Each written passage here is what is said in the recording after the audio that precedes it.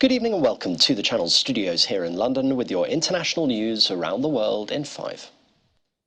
Poland's President Andrzej Duda has said there are no signs of an intentional attack after a missile strike killed 2 people on a farm near the western border with Ukraine. The Polish Foreign Ministry said the rocket fell on a grain drying facility in a village in eastern Poland about 6 kilometers from the border with Ukraine. Here, plumes of smoke rising from the explosion. It is thought a Ukrainian air defense missile may have been to blame after being knocked off course. It took place as Ukraine came under fire from one of the biggest barrages of missile strikes of the war. While Russia didn't fire the missile that caused the deaths in Poland, NATO's Secretary General says Moscow is still ultimately responsible. Our preliminary analysis suggests that the incident was likely caused by a Ukrainian air defense missile fired to defend Ukrainian territory against Russian cruise missile attacks. But let me be clear, this is not Ukraine's fault. Russia bears ultimate responsibility as it continues its illegal war against Ukraine. New drone footage released by the Ukrainian military shows the extent of the damage done to the Antonivsky Bridge, which was blown up several weeks ago.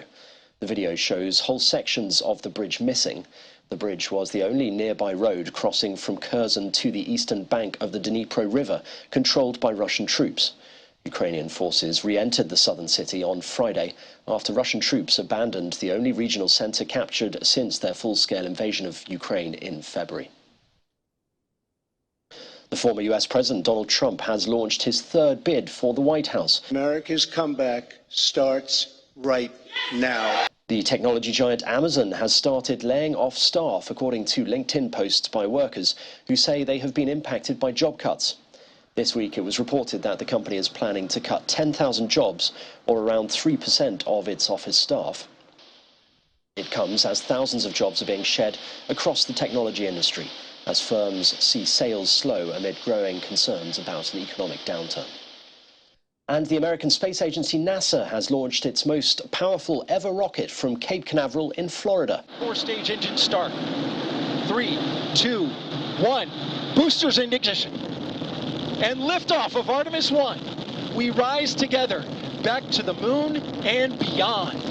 The 100-meter tall Artemis vehicle climbed skyward in a stupendous mix of light and sound. All 4 RS-25 engines on the core stage and 2 solid rockets. Its objective was to hurl an astronaut capsule in the direction of the moon. Liftoff came on the 3rd attempt at launching the long-delayed multi-billion-dollar rocket after 10 weeks beset by numerous technical mishaps and back-to-back hurricanes. Today we got to witness the world's most powerful rocket take the earth by its edges and shake the wicked out of it, and it was quite a sight. And that's your international news around the world in 5. Now back to the Channel studios in Lagos.